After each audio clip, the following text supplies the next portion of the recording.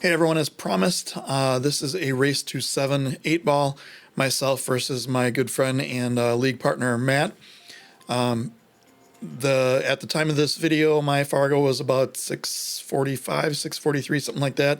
His was just under 500, I think it was 497.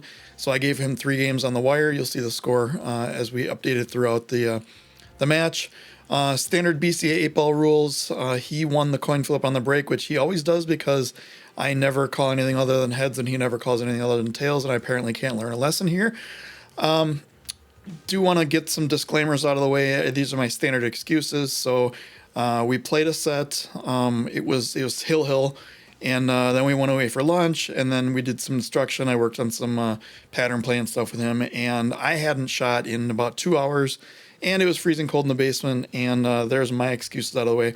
This is going to be not a standard, like a pro match where everyone runs out. This is more like what you're going to see and what you're going to play in a standard league or a standard club. There's some missed shots. There's some bad things happening. There's some bad play. It's just kind of normal pool. And I'm going to go kind of explain this. This is more also a learning thing for Matt, because there were some things that I noticed that he did wrong here. There's some things I noticed I did wrong here that I'll talk about as well. So without further ado, let's get on to the video and let's go.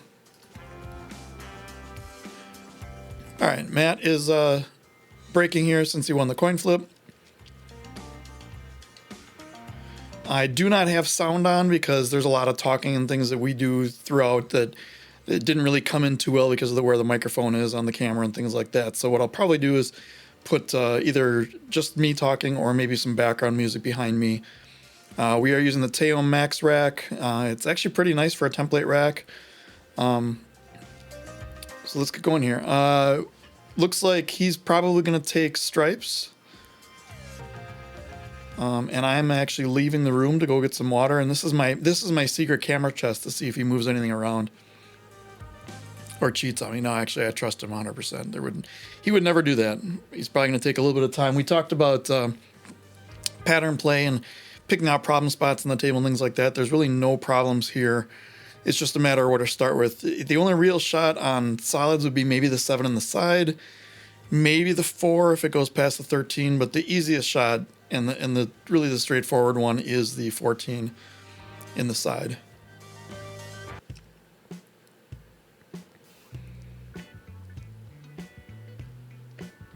Now, one thing I'm working on, Matt, with is trying to get more precise position or more of a position on multiple balls. So instead of, you saw there he got a little, the cue ball got a little away from him. Instead of picking a spot and kind of guessing where the cue ball is going to go, I want him to pick more a better position so he's not really running into balls and things like that. That one was okay. Actually, that one really worked well because it cleared up, it cleared up the 8. It stopped the cue ball right on the 11. Here, I would probably take the 11 and stun behind the 13. Now remember, this is the Aramith Black set, so the purple balls are the 5, and the stripe is the 13, and the pink, which are no longer on the table, are the, actually, that might be the 12 there. The 4 and the 12 are pink. So what I would do here is I would stun behind the 13 and then get position on either that, I think it's the 15 in the side, or the 13 in the same corner. I think he's going to come straight across. The other thing he could have done is hit that a little harder and taken the 9 in the same pocket. But this is fine too. I mean, he got in the middle of the table. The 10 ball is clear. He can play then for either the 9 or come all the way back for the ball on the side or come all the way back for the 13. And I want you guys to notice, and Matt, notice here what you do on the stroke here. There's a little bit of a stretch, so it's, but not really. But instead of a smooth backstroke here, he gets kind of jabby at it.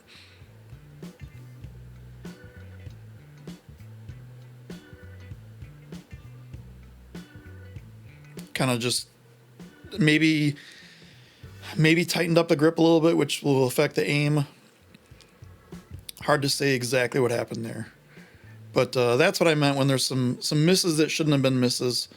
And you'll see these throughout the set. I also apologize for the length of this. We were doing a lot of talking in between, and as you see, there's a couple shots that we go over and things like that. I left some of that in the video, and I took some of it out. Here I have the 2 on the side, and I can come over for the 3 or the 7 or even the 5 on the side. Kind of just played just rolled up, and I'm taking the 7 here. From here, the plan is to go for the 5. I got a little too on the wrong side of it, but it should be fine.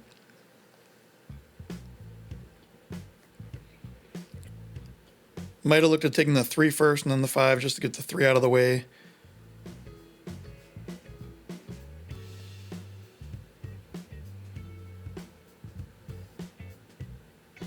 But I followed this in kind of a weird direction. I wanted to get more. I put some high left spin on. I want to get more for the 1 in the side, and then take the 6, take the 6 out of the way, and then I can play the 3 and come back around for the 8. Now instead I have to do the 3. I don't really have. What I should have done here is just basically played a stop shot and left the ball there, left the cue ball there, so I could play the 6. But instead I tried to get on the 1 here, and I didn't do a great job of it. It hit the rail pretty hard and gave me kind of an awkward angle on the 1. And then now I really don't have a great position window on the 6. I either have to go past. I think that ball in the middle is the 15. It could be the 12. It's hard to tell from here. Just because the stripe is facing up, so it's hard to tell what color it is. If I'd have paid more attention in the beginning of the rack, I could tell you. And what I should have done is played a little bit of left on this. Instead, I played pretty much straight top, and the natural angle took me right behind the 15 or the 12. It is the 15. Okay.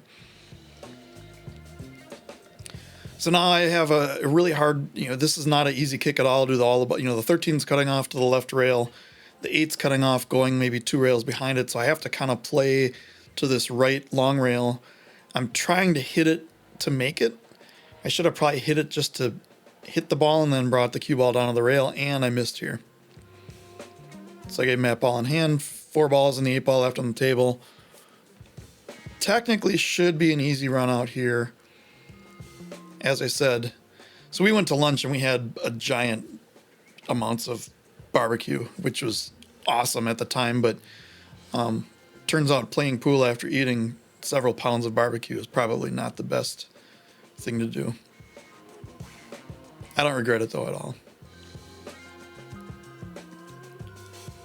So here I'd probably get the 10 out of the way first, maybe take the 15 and then the 10, but I mean, the 9, there's so many different ways you can play this. You could probably start with either ball. 9 is probably good.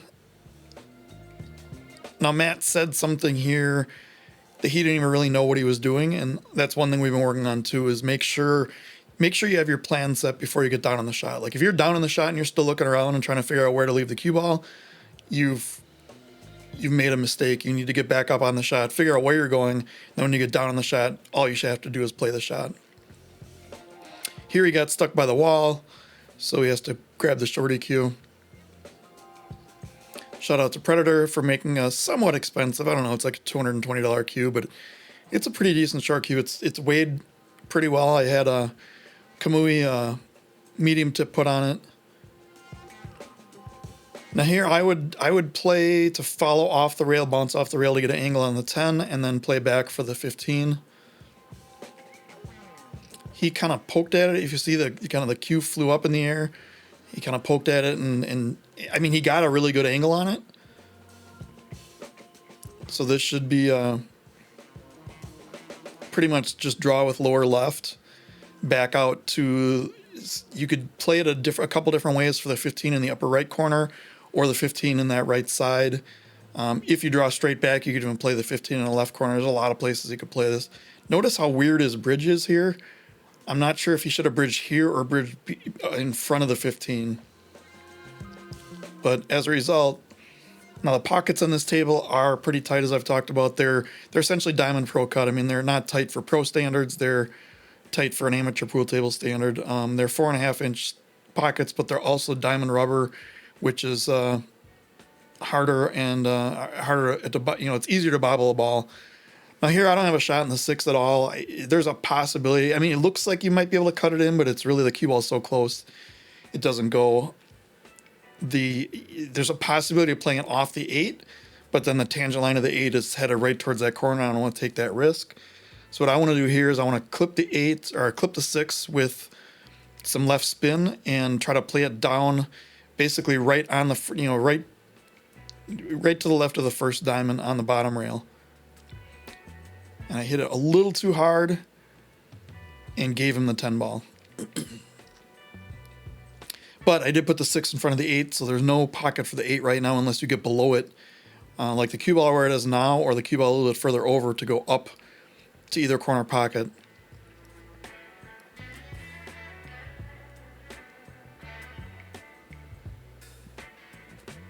And again, apologies for the length of the games. Actually, I'm not really apologizing, but just acknowledging it.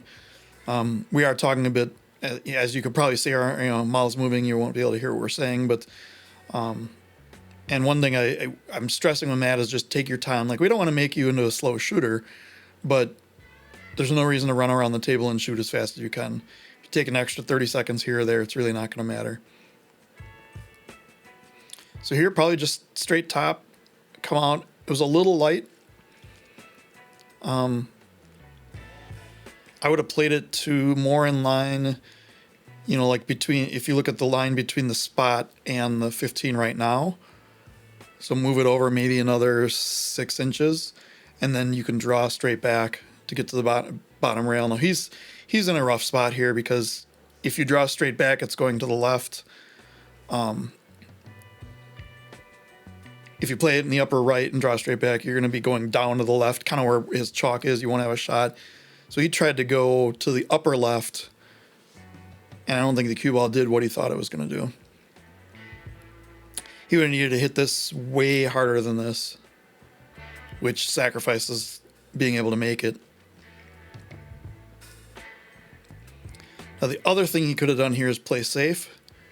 Overcut or play the 15 to the upper right and overcut it and just play the cue ball over, or even draw it back. I fast forwarded this because he's thinking a lot about, and we're kind of talking back and forth about what to do in this shot. I have an idea in mind, and actually we're gonna talk about this after the game's over. He was thinking about kicking it up to the upper right corner here, and eventually he called it back to the pocket that he's standing over right now. This is a tough shot on this table particularly. It's cold, it's not very humid, and it's hard to get the English to really take on this. So to back bank it like this is pretty tough. And then also scratch is probably not the way to go. So I'm going to take ball in hand here, make a quick end of this game. And I do not recommend just going up and one-stroking the ball, even though it worked here. Get in the habit of using your standard shooting system, pre-shot routine and everything on every shot. And that's why the 8 is the easiest shot on the table, but I'm still taking my time on it. And here we're going to talk about this shot. So setting it up the way it was, he's going to try the kick on it. And notice how he tenses up here and kind of pokes at it again. If Q came up in the air. So then I wanted to show him what I had in mind for this shot, which was overcutting the 8s into the 6, playing the 6 to the bottom rail and playing the cue ball 2 rails back. And approximation of where the ball is, where I could probably go look and make sure it's on, but this is close enough. So this is the idea that I had for this shot, to play safe.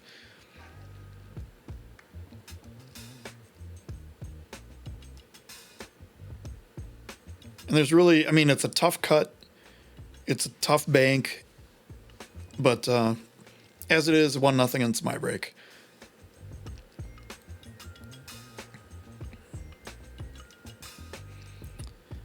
I've been working on my side second ball breaks, and here I broke dry.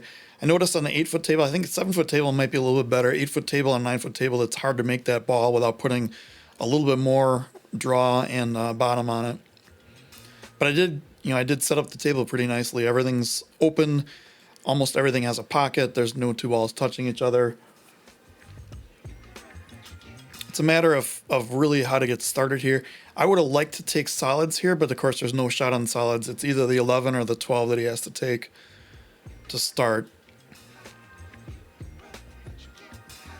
which is fine. Got a little, I'm going to call it pokey on that. Instead of a smooth backswing and the transition of the force swing, it was a little pokey there.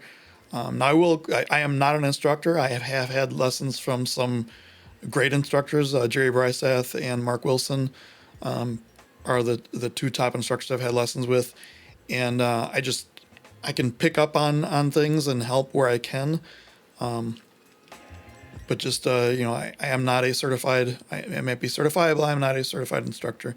The problem I have with that shot is that you don't really want to move a ball off that 14. I don't know if he could have helped it or not. He might have been able to draw up maybe into the 8, maybe clear the 8 out of there and then have the 11 in that pocket, or the 10. He's kind of stuck now. He wanted me to watch this hit on the 11, and I basically said if the 3 ball moves up table, it's a bad hit. Otherwise, if it moves to the right, it's a good hit. So he's going to end up playing. He could play the 10 up in the corner. The problem is he has to either kind of poke at it again to do a force follow to get to the 9, and then he still has problems getting on the 11. He might as well just take the 11 here while he has it. If he does it right, I think I would have drawn into the 3 here to get to the 15. I do a lot of stun and stun draw shots, and Matt really doesn't, and that's fine. It's a matter of personal preference, really.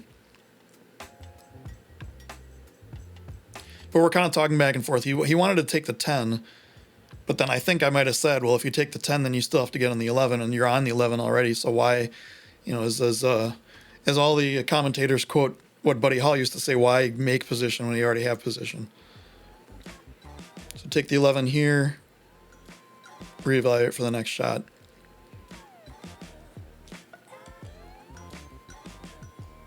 And that is a good hit. I did look at it in slow-mo and move frame by frame, which you can do in YouTube with like the comma and the period. Moving frame by frame, you'll see it either hit simultaneously or hit the 11 first. And I think what I told him there is that I probably would have drawn that into the 3 to stop the cue ball more there, is to either have the 15 or the 9. Now he has the 9, but he's going away from it, so cue ball control here is going to be tough. Making the ball is pretty easy, but just the cue ball control here is tough.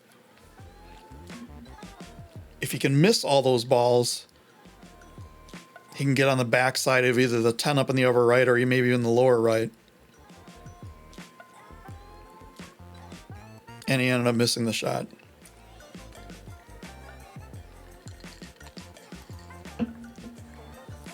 So now here I'm gonna make I'm gonna claim the excuse that I claimed first. I'm pretty cold still. Cold is in both temperature. Like we had a freeze the night before, so it's like 38 degrees outside, and in the basement there's only one heating vent in the basement, and it gets really, the sun makes the upstairs warm, and you guys don't really care about this, but I'm cold, and I'm also not warmed up. Didn't have any warm up games or strokes or anything, and that's my standard excuse for why I missed this shot. I was more focused on getting off the rail and going to the 6 than I was making the 7, and you're going to pay for that every time. Now here Matt only really has the 13 on the side. There's a couple different things you can do. I think I would have probably drawn... It's hard to tell from this angle if you can draw off the rail. You maybe come into the rail a little bit lower right, come back to the top rail here, and then play the 9 and come around for the 10 then. Or if you draw straight back to maybe like the second diamond, maybe the first diamond, and you're kind of worrying, getting the corner pocket in play. But I think he's playing this and forgetting the 10. I've been telling him, instead of playing that as just like just a roll shot, to play off the rail. So it makes sense what he did. He has some issues getting back on the 9, and he has some issues getting on the 15 here which is why I would have liked to play the 9 first. If you go 13, bring it back towards like the upper, somewhere in the upper corner, upper left corner, play the 9, bring it, bring the cue ball around in the line where his chalk is in the 10, and then you can have the 10 and then get on the 15 from there. The 15 is still kind of a tough ball to get to from the 10. You almost have to go into it here, I think. Yep, and that's what he did. Unfortunately, he didn't really get a shot, and he got even worse with the 8 ball on the way. I don't think he can really hit the 15. Maybe he can, but there's no pocket or anything for it. You can't even really kick it. He might be able to like kick it into the 3, into the side, but we're talking like a 2% shot. Another thing we've been talking about is percentages. So let's say you have a 2% shot and a 10% shot. You're going to want to go at the 10%, 2% to make, 10% to make. And you have to kind of just figure these out based on playing. I think he's going to try to cut this 9 ball in, which probably is a 10 to 15% make chance. Whereas, kicking the 15 in off the 3 or whatever is a 2 or 3% chance. And these are just guesses. So you might as well go for it. There's no safety here. I don't think you can bank the 9 based on how close it is to the side, to the corner pocket there. It'd be pretty hard to stiffen this up. If you notice, you can't really tell his stroke, but his back swing was pretty smooth, but then he poked at a really jarring foreswing there.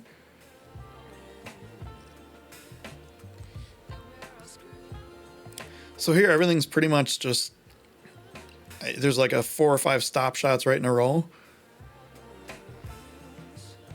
And when I say stop shot, I'm talking the action of the cue ball to make a stop shot.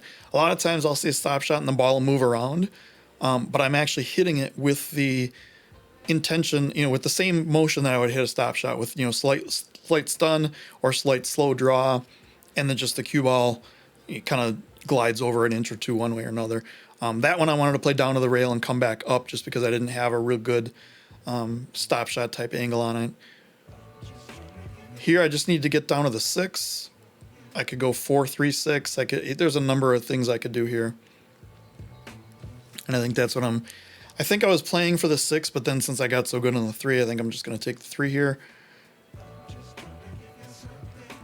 And then based on the angle, I have a slight angle going away from the 3 ball, so I can get kind of in line with the 6 on, 1.5 diamonds up the long railways, and then have natural position to come into the 7. So right, kind of where I'm putting my cue, or a little bit higher up. And for these, I like to go to the bottom rail and up, just so it kind of speed control. And I'm really pretty good in line here to get, just come off the rail a little bit of right and play the 7 in the lower left. I'm assuming it goes there because that's what I'm playing for.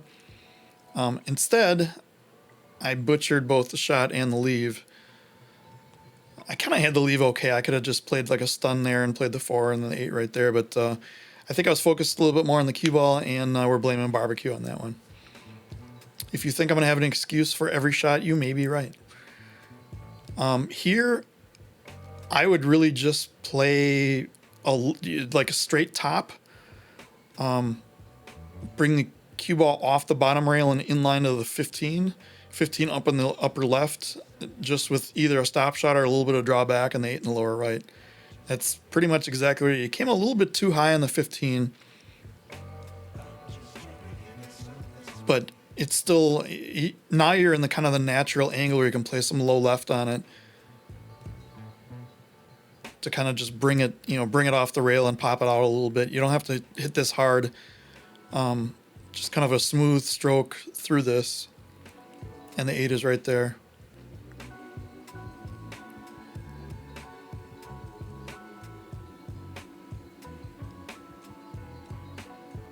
You'll notice he twisted his arm there, which is it. Everyone who plays pool has had this problem where you're on a shot and you're not comfortable with the aim, and you try to fix the aim during the follow through as opposed to getting up and back on the shot. And he knows exactly what he did, and we talked about this. So Matt, just watch out for that. So here I'm trying to play the 7 with draw, and I'm trying not to hit the 8. I'm trying to come straight up the rail, and instead I hit the 8, and I just got super incredibly lucky with where the cue ball was left, because I have it, the 4 is pretty much straight in. Now what I want to do here is I want to draw back, but I'm kind of worried about getting behind the 15, and something didn't feel right on this shot for me.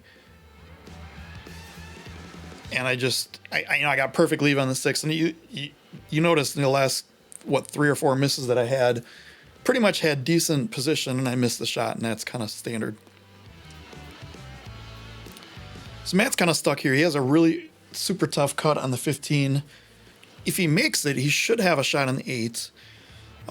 On this kind of table, I like to go multiple rails. So I like to play this with a little bit of inside, not even really any top, just like some, so that here it would be some right spin just to cut the angle off, and then put a good stroke on it and play it back and forth a couple of rails.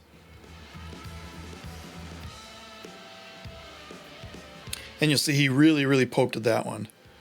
So he had a slow backswing and then just kind of poked and jabbed at the foreswing on it. Foreswing, follow through? What do we call that thing? One of those. So here I'm a little straightish on the 4. I don't want to do too much to try to get on the 6, because I'd have to come all the way across left to right rail, and there's no really sense in doing that. So I just play a little bit of inside, a little bit of top, and just kind of come off the rail a little bit. Inside was really just to kill the cue ball there. And then here I should be able to just play straight top on this, maybe just a touch of inside. And it looks like I'm not doing that. It looks like I'm coming off 2 rails behind the 15. Yeah. I do like that shot. I was able to kill that really nicely. That was more of a drag shot where I'm playing more of a stroke, and I'm putting draw on it and making sure that, pretty much the draw is killed by the time it gets to the ball. So 8 in the lower right. And 25 minutes for 2 games is a long time, but you saw there were a number of innings for each player, and I mean, these are kind of standard 8-ball matches, and that's kind of how standard 8-ball goes. So here I made a ball almost scratched. Got some weird positioning on the balls in the middle. The solids are kind of a mess. Stripes are a little bit less of a mess. If I can take the 12 in the side, I think that's what I'm looking at here. Everything else really has a pocket.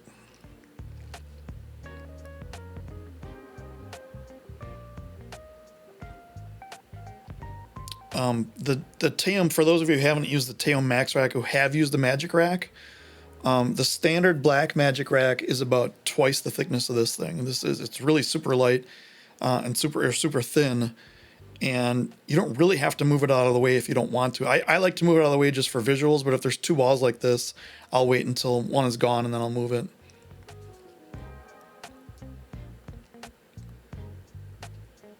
So I managed to get that out of the way, and then really the rack opened up pretty nicely here.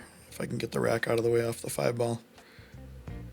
As I was saying, move the 5-ball, move it back. We don't play fouls here like that, so everything's good. 14 goes by the 13 here. And I'm just kind of looking at what I have up table. Really the only real issue here is the 15. But once I get either the 8 or the 11 out, I have pockets for it. It might even go past the 2 in the left side. I don't think so, though. And there, that was a weird shot for me. I wanted to come in. I wanted to stay on inside the 5 for the 13. I did not want to go around it. I don't know. I don't really know what I did there, but or if what I was even trying was possible. But it slid on me. Due to the way I played it. Here I really overcooked that. I did not want to have it come back that far. I just wanted to come back a little bit so I could play the 9 in the upper right or the 11 in the upper left, and I almost got in trouble by hitting the 15. That's the things that Matt and I were talking about, like, don't do that. But I got lucky. I got on the 11. I just have to come off the rail. I have the 9 in the right side. I can't tell from this angle, and I don't remember. We played this Sunday. This is Wednesday when I'm recording this. I think I'm going to upload it tonight still. I think I'm looking at see if the 15 goes past the 2. I don't remember. So I think what I'm doing here is I think it maybe doesn't go, and I need to follow the 9, push the 7 out of the way so I can go for the 10 and then the 15 in the upper left and then the 8. And Matt's not paying attention on his phone, doing something on his phone. And there I got pretty lucky because I barely pushed the 7 out of the way. I don't really have a great angle on the 10 and I'm bridging over the 4, so I just want to punch this out to the rail, have it come back out a little bit towards the center of the table. I wanted more on that. I did not get as much as I thought I would. And now I'm in kind of a weird spot because I have to try to get on the 8 and make the 15. And I overcooked this ball by quite a bit. You can see here what's going to happen.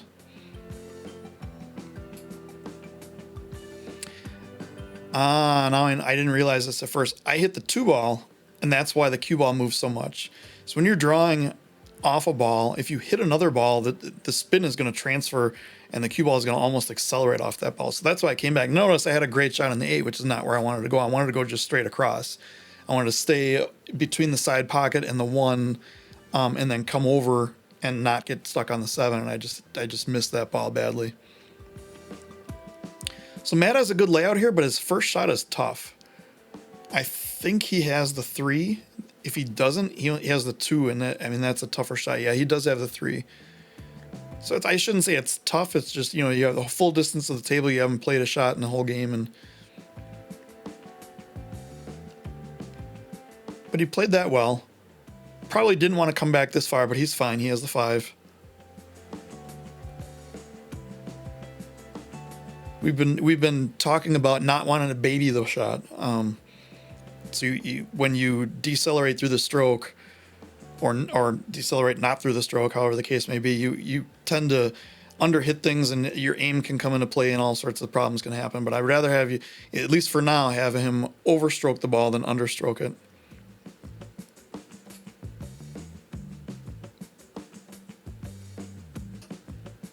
So here I think he understroked a little bit because now he's in like a weird situation on all 4 balls.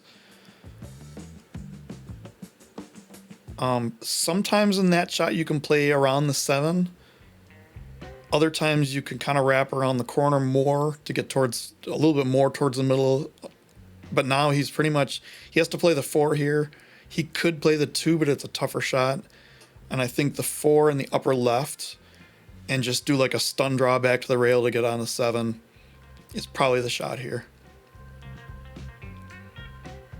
You could play the 4 to the upper right. It's a harder shot, but it tends to have a more natural position. But yeah, I think this is the shot here.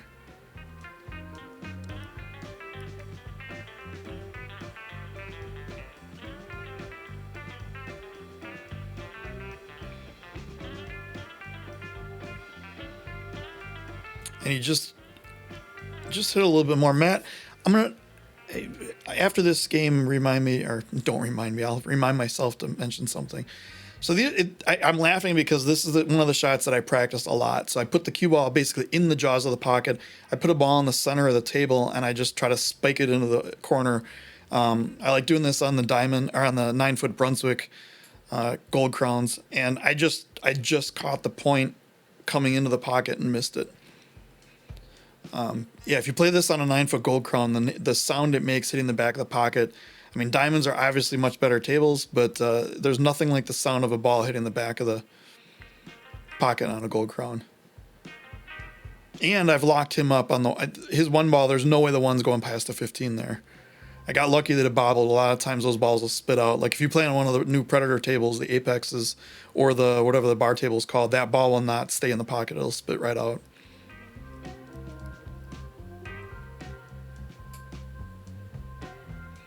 Now you'll notice he spun his wrist again there, kind of into the ball. And Matt, I know you know this, but focus more on those cuts about hitting the opposite point as opposed to the close one, especially if you play on diamond tables. That'll miss a lot. Now here I think he has to punch down and go for the 1 in the upper left. He doesn't have a great angle on the 4 though, so it might be almost better to, yeah, that's what he did. I almost wonder if you can follow that down and then go get a little bit of angle on the 7 to get a better angle on the 1, and then all you have to do is make the 1 because the leave on the 8 ball is right there. So here, not only does he have to make the 1, he has to still get on the 7. It's a little unnatural. And then from here, taking the 7 is not good. It looks like it might go on the side, but even if that's the case, there's no way to get back on the 1. If you play it for the upper right corner, it's hard to get back on the 1 because the cue ball will really travel. So he's just kind of focusing and trying to make this mode. And this is not an easy shot. It's right on the rail. The side point is big. He just needs to try to make this and hope he gets a shot.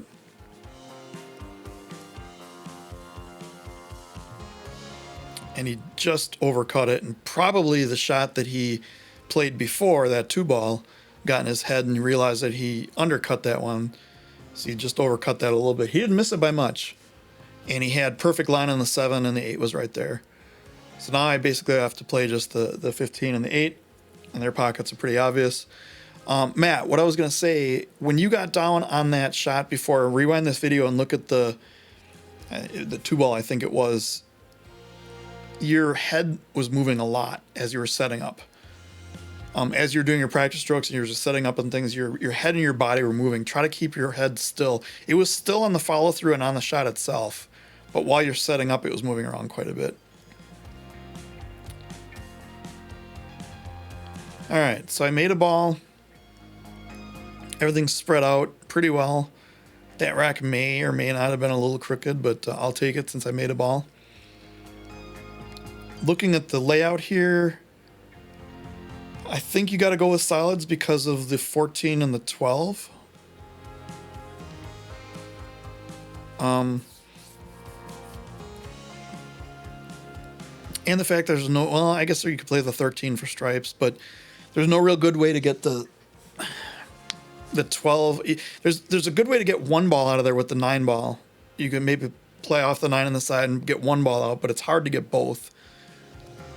So here I'm just playing the 1. I did not want to drop back that far, but I happened to get a really good angle on the 6 to get the 14 out of there.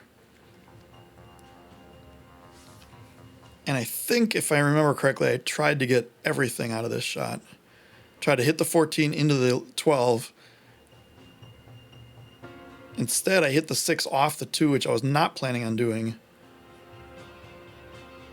And I kind of left things goofy here. I have the 4 or the 5 up table, but really no good way to get back. The 2 does go in the lower right side, and I can play that and then come back into the try to play into the 12. I don't think I want to hold this for the 4. I think I would just kind of let the stroke out and go into the 12 and hopefully get a shot on the 3. And that's exactly what I did. And now I'm kind of stuck again.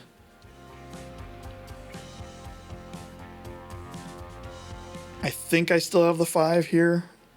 And if I do, I can come back for the 3. Yeah, I do have the 5 here. So I could come back. There's a couple ways to get on the 3 here. I don't really like this as much because of how dangerous it was, because you could easily get stuck behind the 12 ball there. I would have liked to just play straight top and come 1 rail into the angle on it and avoid the 12 altogether.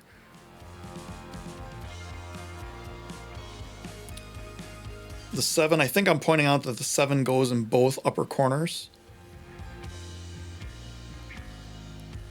And I'm pretty straight on the 3 here, so I have to take a tougher shot on the 4 because I'm stuck on the rail. But I pretty much just have to put a straight top on this to come up for the 7. It does go through there.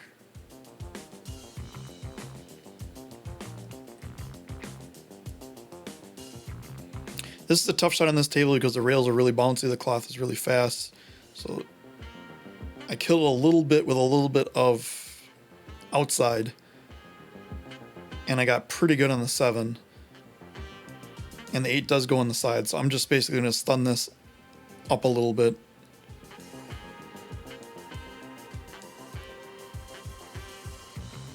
You notice the score is 3-3 right now, so I've caught up on the lead I gave him.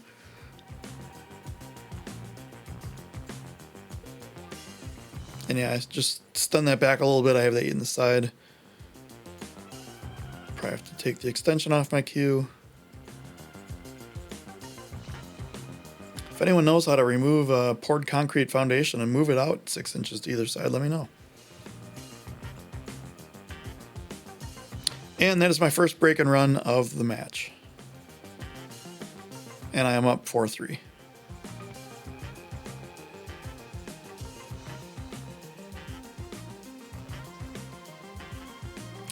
Almost made the 4. Instead, I made the cue ball. I scratch much less often on the second ball break than I do on the head ball break, but this is not good. I mean, this table's wide open, and there are a couple issues here and there, but nothing's touching, nothing's on a rail.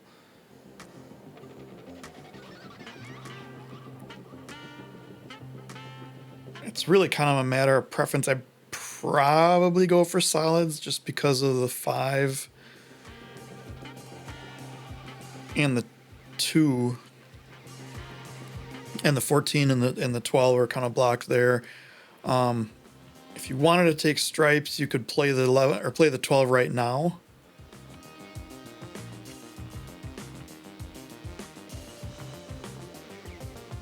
It's pretty much a matter of preference. And I was telling Matt that in my early days of pool, if I couldn't come up with something quick, I would just take stripes because I liked them better for whatever reason. But this is what Matt and I were working on prior to this game is, I just had him break, and then we basically played against the ghost. We took ball in hand and said, okay, what do you do here if this is your position? What balls do you want to get out of the way? What are your problem balls? Where's the 8 ball? What balls are around the 8? What's your pattern? Pick your 3 balls you're going to play in a row, kind of thing, and just kind of go from there. So I'm glad he's taking this much time.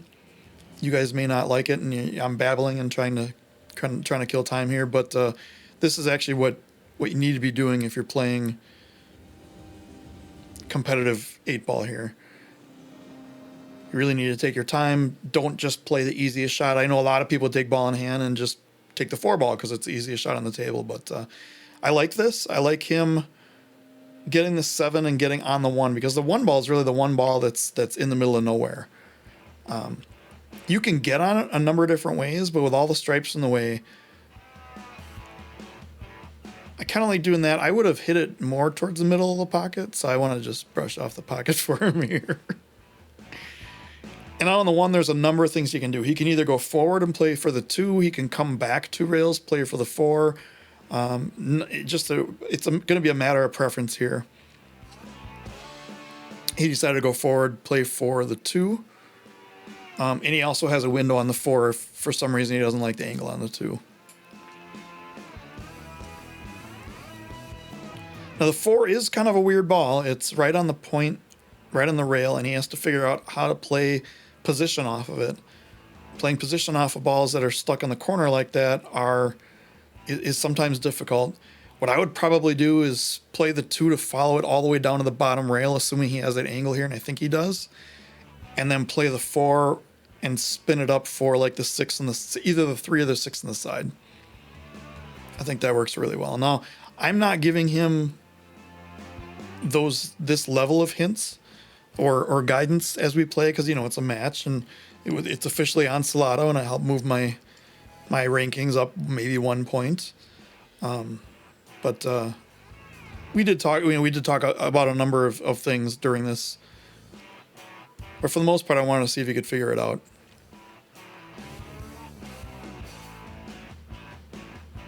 And yeah, that's what he did. He drew it, he followed it. I would have gone all the way. Like if you can play it with a little bit of, what was that, upper left, you can play it off the rail and down to the bottom rail and get a good angle on that 4. Right now, he's going to have to probably use a short cue. I mean, it's Not usually a problem in most pool halls, but gonna have to play for that, and then gonna have to do a little bit more on the cue ball. Whereas if you're on the bottom rail, you just play forward and you have a natural angle to move up.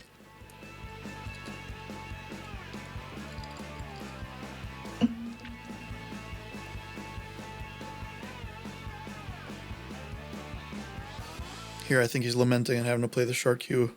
I have no idea what my hand gesture there was.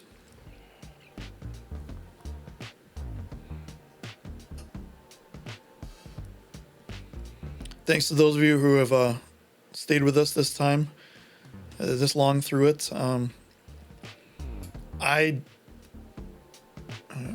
He got good.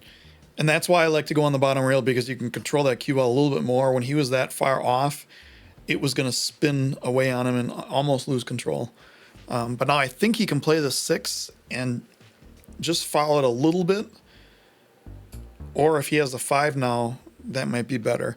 But I would say the 6, follow a little bit, the 5, and then the 3 in the side, and the 8 is right there. He realistically should be out here. But yeah, I was saying I was originally gonna not publish this video and just make it private for him to watch, but I figured, why not? It's not like I have a huge YouTube, following. I don't know if I would. Well, it depends on the angle he has here. If he has to bridge over the 11, I don't like the stun. If he doesn't, I like the stun.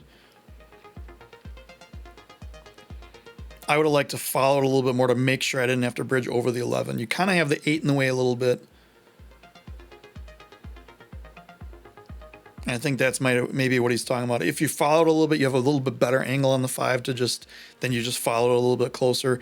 Here, I would like to follow off, if I can, and it's hard to tell the angle, go a little bit off the rail. It looks like he's good on the 11 ball. Just follow a little bit off that left rail and out. And this is something we've been working on a lot. He didn't get there. So one thing that we've been talking about is figure out what happens if I go too far and what happens if I don't go far enough on a leave. So there, if you don't go far enough, you wind up with this, which he does not have the 3 in the side. In fact, there's no pocket for the 3. Really the only real shot here to try to make it is you bank it up table in between the 11, 15 and have it come down between the 15 and 10 and go in the lower right. And that is one of those 2 to 3% shots we were talking about before. Here, so to finish my thought there, you want to figure out if you're going too far or not far enough, and then figure out what happens if you go too far versus not far enough, and then figure out which one you want to go for. So here, he wanted to actually go too far more than not far enough, because if he goes too far, he still has a shot on the 3. Unless he goes way too far and gets behind the 50 or the 13 there, the purple ball. But if he goes too far, he has just a harder cut on the 3, and then he has to come up table on the left. Here you don't want to really don't go for precise position when you're that close to a ball with the 14. I don't even really know what he's doing here other than trying to get a hit on the ball. Yeah, he didn't really have a shot. Things for a second almost looked like they might play more safe for him, but they really didn't. And now I can play this pretty safely. I'm going to take the 14 here, which I think the 9 on the side might be the easier straight out shot. But if I play the 14 with a stop shot, the 12 is going to block him off the 3 if I miss. I don't expect to miss, but just in case. Yeah, just stop it. I did hit the rail going in, but I hit it at a good speed and good angle that it went in. Now my issue here is the 12 ball, the pink up on the first diamond right by my hand here. I have to get back on that somehow. I can get there from the 11, which I tried to do here, I think, and I got a little bit too far.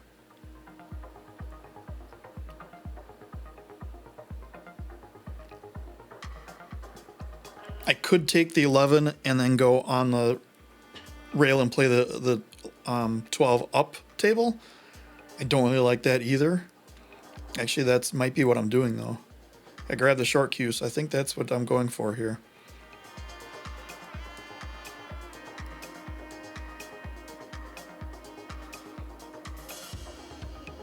Yeah, get right past.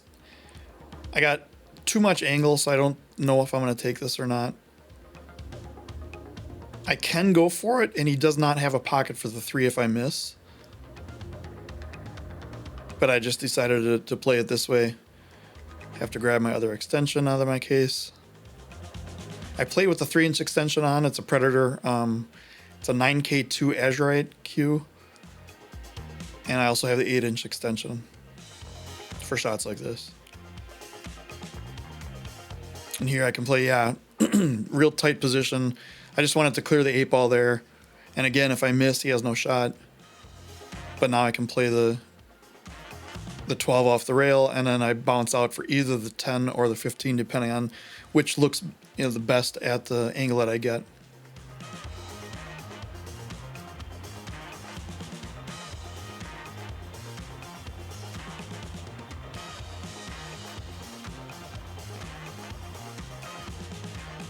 Don't think I have the 15 or the 10, I mean.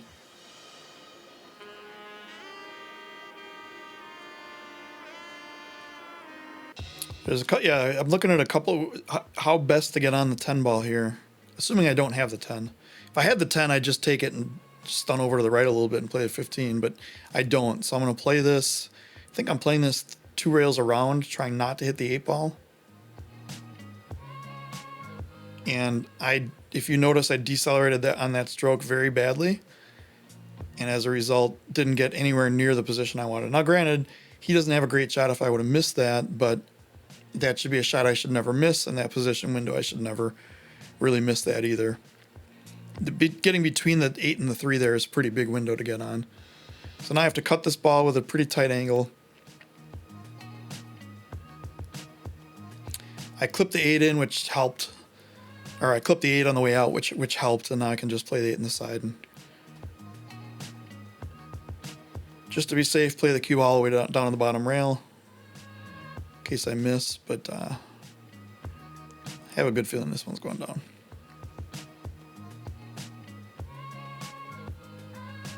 And actually, if I would have missed, I would have left him. Perfect shot. So 5-3. Really 5-0, but we won't. We'll give him the 3. The 3 is official, so. This time I made the close ball in the bottom left corner. I'm actually going for the bottom right corner ball. And this layout is weird because there's no real shot on solids other than the 6. So I was thinking about which way to do this. Do I take the 6? Do I then go for the 7 to try to break them out? Then I have problems on the 3. I could use the 1 to break the 3 out. Don't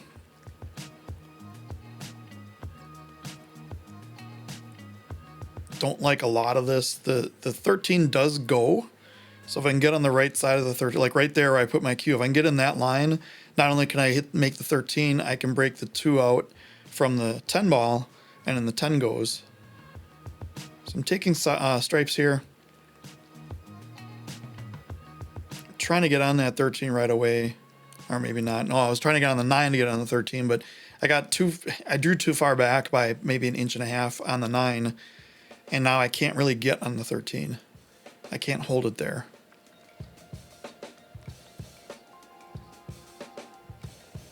So now I have to use a short cue, which I think I learned by now.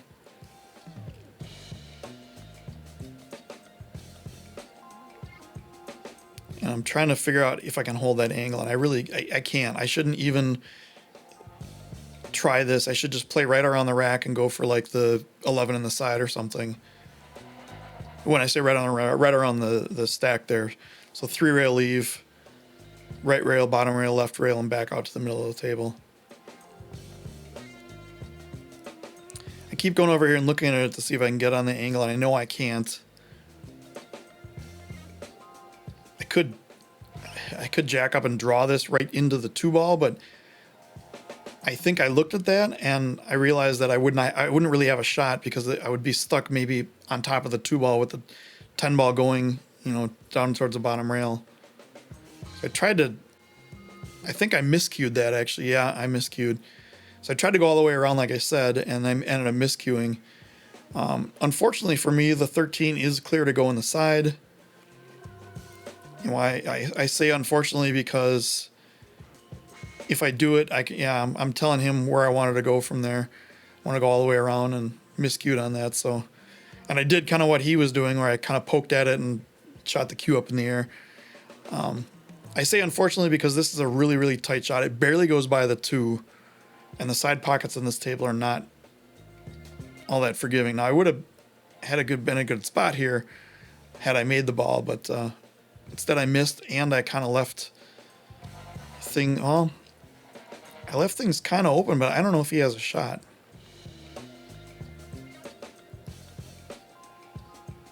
I don't think the 7 passes the 6. I don't think either the 2 or the 5 pass into the lower right. So I got really lucky here. If that's the case. Yeah, he's looking at it and he looks at me like, "Thanks a lot, buddy."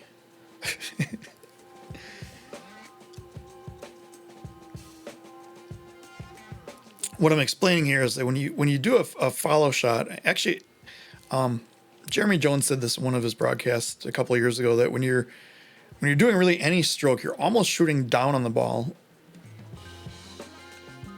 or down. And if you think about it, you're really shooting through the ball. But if you're really thinking about shooting down on the ball, then you shoot more through the ball, as opposed to what I did there, where I shot like up, and my cue ball goes in this up. And you'll see, especially on the break shot, a lot of people, if they miss cue on the break, you'll see their cue ball go straight, or cue stick go straight up in the air. And that's really not the way to get power, and not the way to do a follow. You need to shoot through the ball and straight through the ball. And if you think about it as shooting downwards, as weird as that sounds, then you end up more of a follow stroke. I think he's looking here at banking the 2 cross corner, which if he can do it and he can get the cue ball out of the way, not double kiss, he should wind up with a shot. I would probably draw this out of there. I don't know if he's doing the 2 or the 5 now that I look at it.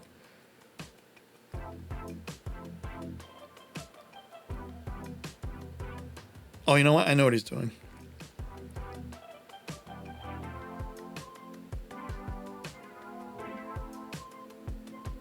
Yeah, the 5 actually had half a pocket. So it seemed like he was looking around it for a lot, and I think I made the gesture of how big the pockets were, but they really weren't. I mean, the 13 was blocking from this view. It didn't even look like it went. He's kind of stuck here.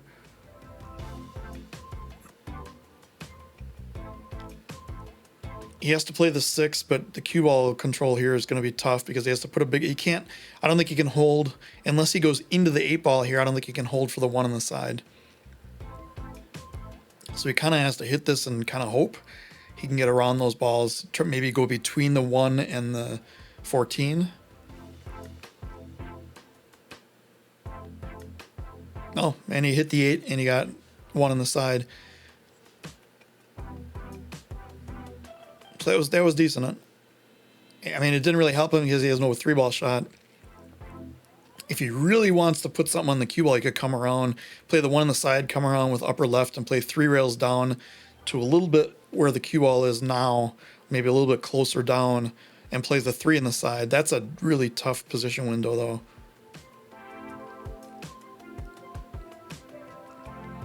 I think you play the 1, you come up top rail, side rail to the right, and you play the 7.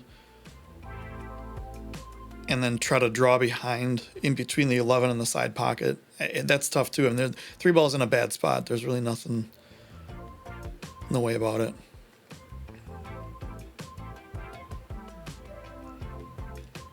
I think he's looking at if he can hit the 3 right now and play it in the side.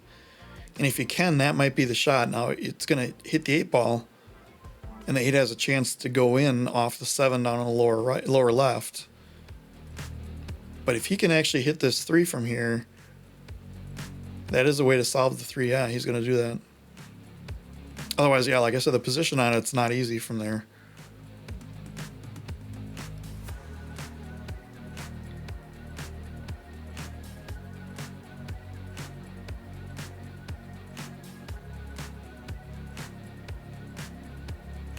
Oh, and that was a really, really nice stroke. It just, an extreme cut that he was off by, I don't know, 1/8 of an inch. which is probably like a millimeter on the cue ball.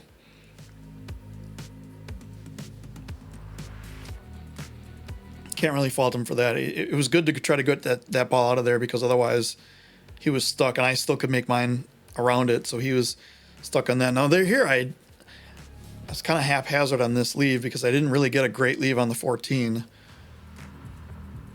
I'm going away from the position window on what I need for the 12, and the 3 ball is kind of blocking a big position window on the 10. I should have paid much more attention to that and gotten a better line on the 14. I could have been one of the things I do a lot is get straight in on balls when I don't want to, and if I was straight in on that one, it probably would have been better. Now here, to get back on the 11 or the 12 is tough. I don't know why I keep calling the pink the 11. So I'm really going to just draw straight to the right rail and back. Hopefully I don't scratch, and hopefully I get a decent leave on the 12. And that will work. In fact, I mean, that's like picture perfect. I think I'm laughing at how well that turned out. Not that I'm bragging or anything, just that you don't expect to get like dead perfect leave.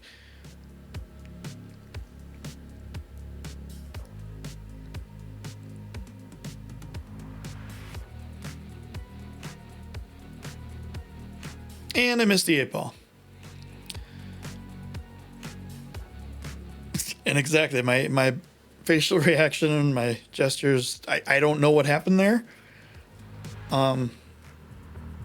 Everything was lined up well, and it's just one of those, you make it 95 times out of 100, and that was one of the 5 times I missed.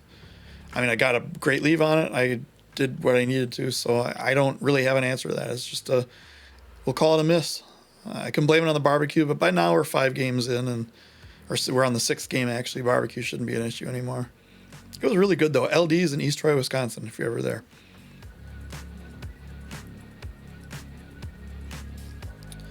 So here, Matt should be out. The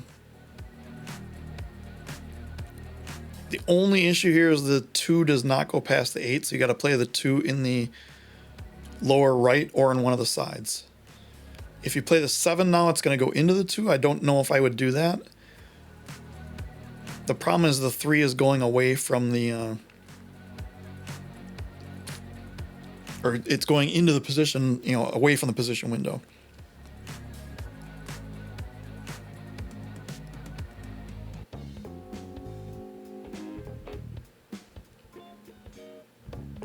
So we got almost okay on it.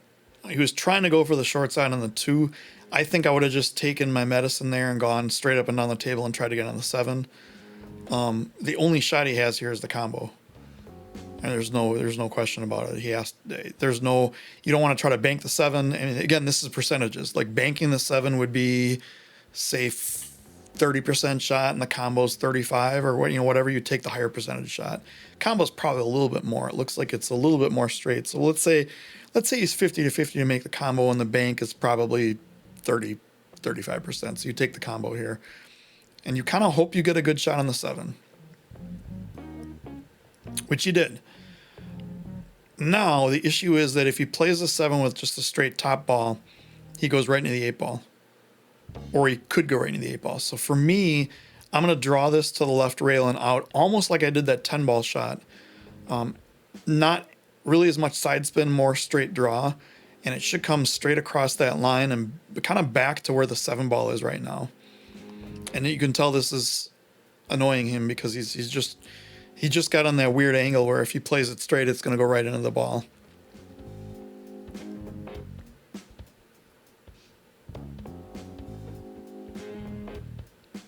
And I don't want to say he's overanalyzing this, because one of the emphasis points for our instruction there was to take more time and that's why we have an hour and some minute video here, which again I offer no apologies for, but it's better to take your time and have a well thought out plan than just get up and miss. And when you miss, say, well, what do you try to do? And you say, I don't know. I just tried to make it and I didn't know. Or just play the ball and the 8 ball goes, I never saw that, or anything like that. So he's stuck on this. Maybe he is overanalyzing a little bit, but that's just because we're paying attention and making sure it's making the right choice. So here, like straight draw, maybe I would put your bridge back a little further.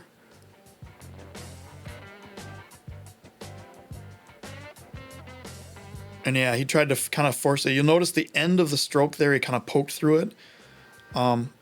Matt, for reference, pull your bridge hand back, pull your right hand back a little bit, and just stroke through the ball. And I am on the hill at 6-3 with a gift.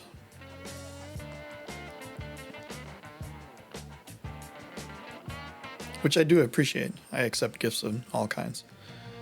Food, money, pool, otherwise, anything works.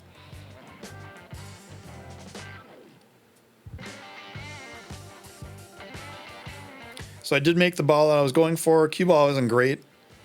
I usually don't like leaving the cue ball down here. Looking at the table, solids look pretty good, assuming the 2 goes in the left side. And assuming the 1 goes past the 3, which I know it does. The 12 is, or the 13 is actually sitting right on the spot, right on the rack. So I figure, I'll just move this out of the way. I'm looking at the 11 right now if I cut it, but I'm going to lose the cue ball. I don't think I can hold the cue ball to like crash into the 12. And if I can and I hit it on the wrong side, I could scratch pretty easily. So now I'm looking at the 1. I just kind of slide the rack out of the way. I should have just taken the ball and taken it off of there right away. I pretty much just stroke through this, and I have a number of shots. And now I decided to take the rack out of the way, which I should have just done that in the first place.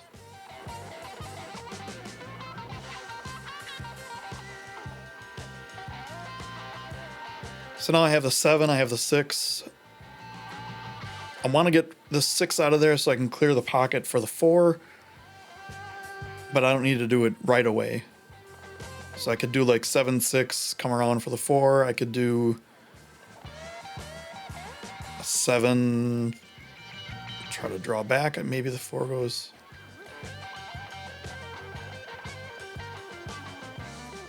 I don't know what I was trying to do there because that wasn't really good. I might have been trying to get for the 5 in the upper left. But as it is, I got really lucky here to get enough of the 6 to be able to make it. And then I stunned it up, almost got completely snookered behind the 8. I do not have the 4 ball here. The only shot I have is the 3.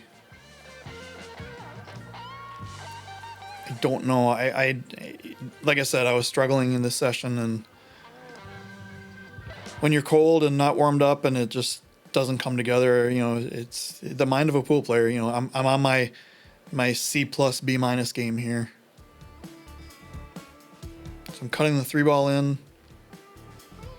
Hit that really well.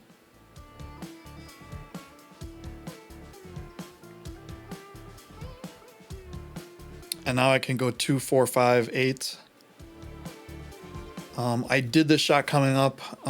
It is a good shot, or a good hit.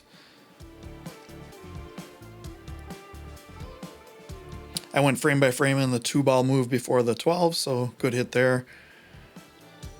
Now for this, I could come back to play the 5 in the side, but then that's tougher position. I really want to get straight in on the 5 in the upper left corner. So I want to come to the right rail and back out kind of where the 4 ball is right now. And I got really, really good on that. Basically, this is what I call a stop shot, where it's not going to stop. The cue ball is going to just drift over a little bit, but I hit it like a stop shot. And then Matt's going over to change the score because he wants to play another game. And I asked him if I should miss it.